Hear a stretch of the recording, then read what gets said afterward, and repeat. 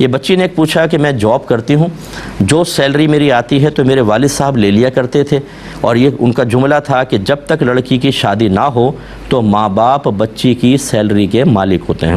وہ کہتی ہے مجھے بھی کوئی اعتراض نہیں تھا، اور میرے والد صاحب اسی سے گھر کے اخراجات کرتے تھے، اور ہر سال والد صاحب اپنے نام سے قربانی کرتے رہے، میرے نام سے نہیں کی۔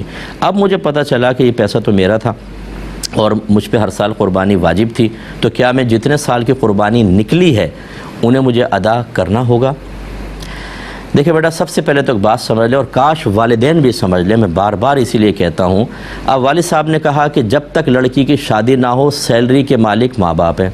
اچھا، شادی کے بعد کون مالک ہوگا؟ پھر لڑکی تو نہیں ہوگی، پھر آپ کہیں گے اب شوہر مالک ہوگا۔ کمائے بیٹی، مالکہ وہ ہے، لیکن آپ مالک بن بیٹھے، پھر شوہر مالک بن بیٹھا۔ یاد رکھیں، نہ ماں باپ مالک ہوتے ہیں، نہ شوہر مالک ہوتا ہے۔ اس سے شوہروں کو کرنٹ لگے گا، بہت ساروں کو جو یہ فتوے دیتے رہے نا کہ یہ بیوی کے سیلری پہ ہمارا حق ہے۔ ایک پیسے کا حق نہیں ہوتا آپ کا، وہ بیوی نے جاب کی ہے، بیوی کی سیلری ہے، چاہے تو ماں باپ کو دے، اگر محتاج ماں باپ ہیں تو بس اتنا دینا بچی کے لیے ہوگا کہ بھی کھانا پینا لباس وغیرہ وہ ہو جائے، بس نان نفقہ جس کو کہتے ہیں، باقی پوری سیلری کے مالکہ آپ تھیں۔ اور آپ کے والد صاحب نے چونکہ غلط مسئلہ بتایا، ویسے ہم شریعت پہ نہیں چلتے، لیکن جب مال کی باری آئے، وراثت کی باری آئے، کسی سے کچھ لینے کی باری آئے، تو دین بہت ہی محبوب لگتا ہے، بہت پیارا لگتا ہے، بہت اچھا لگتا ہے۔ پھر مفتی صاحب بھی یاد آتے ہیں، مفتی صاحب ہمیں بتائیے شریعت کیا کہتی ہے اس کے بارے میں۔ اس سے پہلے آپ نے کبھی مفتی صاحب کو یاد نہیں کیا، اور یقین ہے کہ اس کے بعد پھر کبھی کریں گے بھی نہیں۔ یہ جب اپنے مال کی باری آتی ہے تو پھر ہمیں خود بخود شریعت یاد آ جاتی ہے، لیکن یہ تو شریعت بھی نہیں ہے، خلاف شرع۔ والد صاحب سے میں گزارش کرتا ہوں، اگر وہ سن رہے ہوں کہ آپ یہ کیوں غلط بیانی کر کے اللہ اس کے رسول پر افطرا جھوٹ باندھ رہے ہیں، کیا اللہ تعالیٰ رسول نے مالک بنایا ماں باپ کو بچی کی سیلری کا؟ کہاں لکھا ہوا ہے بتائیے؟ غلط چیز ہے۔ بیٹے کی سیلری کے مالک نہیں ہے۔ بیٹا اگر گھر میں موجود ہو تو والدین، جوان بیٹا ہو چاہے نابالغ، ان کی اجازت کے بغیر مال استعمال نہیں کر سکتے۔ بالغ کی تو اجازت کے بغیر نہیں کر سکتے، اور نابالغ کو تو بالکل نہیں کر سکتے، چاہے وہ اجازت بھی دے دے، کیونکہ نابالغ اجازت دینے کا اہل ہی نہیں ہے۔ اس میں بس اتنا ہوتا ہے اگر نابالغ کا مال رکھا ہوا ہے اور بہت ہی شدید ضرورت ہے تو اس میں سے بقدر ضرورت استعمال کر لیں، اور انسب یہ ہے، مناسب، زیادہ مناسب یہ ہے کہ پھر ماں باپ وہ مال اتنا اس کا جواب میں بعد میں رکھ دیں، لیکن بالغ کی اجازت کے بغیر نہیں ہو سکتا۔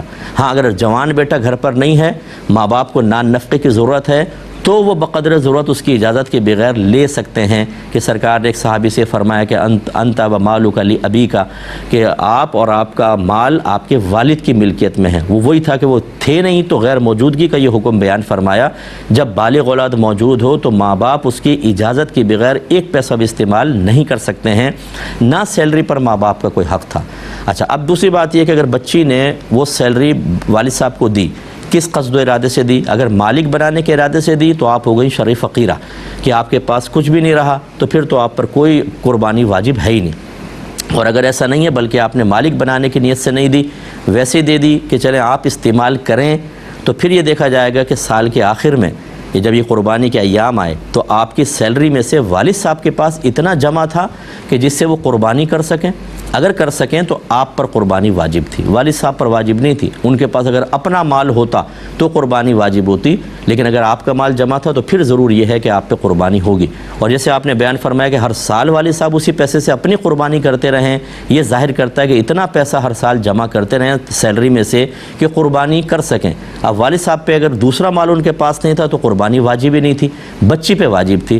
اس سے بھی آپ یہ دیکھیں کہ جب مسائل نہیں سیکھتے تو ترک قربانی واجب، ایک بار ترک کی گناہ صغیرہ، دوسری سال ترک کی گناہ صغیرہ، تیسرے سال ترک کی گناہ کبیرہ، اس کے بعد گناہ کبیرہ نام اعمال میں لکھا جاتا رہے گا۔ اور کر کون رہے؟ ماں باپ، وہ جو ہم بچوں کی آخرت کے بھی ذمہ دار ہیں، دنیا کے بھی ذمہ دار ہیں۔ علم نہیں سیکھیں گے آپ جو مجھے سن رہے ہیں بہت سارے، اور میرے کلپ بنا کے دوسروں کو بھی آپ سنائیں، کتنے ماں باپ ایسے ہیں کہ میں ظاہر شرع کو دیکھ کر اگر یہ فیصلہ کروں تو بیجا نہیں ہوگا کہ وہ خود اپنے بچوں کے جہنم میں جانے کا سبب بنیں گے۔ ان کو دین کے قریب نہیں آنے دیتے، دین میں رکاوٹیں ڈالتے ہیں، علم دین نہیں ان کو سکھاتے۔ ماں باپ کو خود نہیں پتہ ہوتا کہ ہمیں دینی تربیت کس انداز سے کرنی ہے، اور ہم جیسے کوئی آدمی چیخ کے 20واں سال چل رہا ہے، اگر کچھ کہہ بھی رہا ہو تو ہم اتنے حقیر اور معمولی سے نظر آتے ہیں، بالکل بے وقوف، بدو، معمولی، بیکورڈ تھنکنگ کے، کچھ ان کو پتہ نہیں ہے۔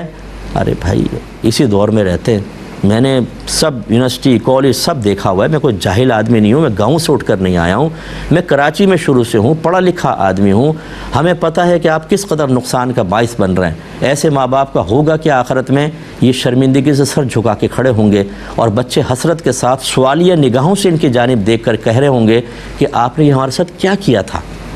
یہ تو محشر کا کہہ رہا ہوں، اولاد فوت ہوگی تو بیچارے قبر میں ان کے ساتھ اگر برا معاملہ ہوا تو کیا آپ ذمہ دار نہیں ہیں اس کے؟